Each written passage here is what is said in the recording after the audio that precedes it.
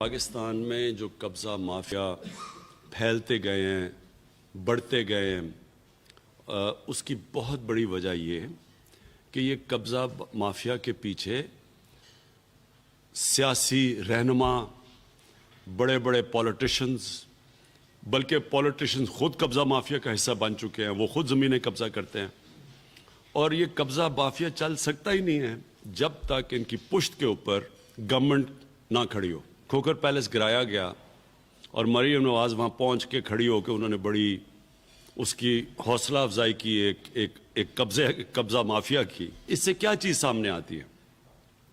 اس سے نمبر 1 چیز تو یہ سامنے آتی ہے کہ اس نے مریم سے سوال پوچھنا چاہیے تھا کہ پہلے یہ تو چیک کر لیں کہ جو اس نے زمین اس کی چھڑوائی گئی ہے کیا اس کی واقعی اپنی تھی یا اس نے گورنمنٹ کی زمین کے اوپر ناجائز قبضہ کیا ہوا تھا، کیونکہ وہ تو سب کچھ کاغذات میں ہے۔ رجسٹری، لینڈ رجسٹری کے اندر واضح لکھا ہوا ہے کہ اس کی زمین ہی نہیں تھی جو پکڑی ہوئی ہے۔ 1.25 ارب روپے کی زمین، یعنی 130 کروڑ روپے کی زمین کے اوپر اس نے قبضہ کیا ہوا تھا۔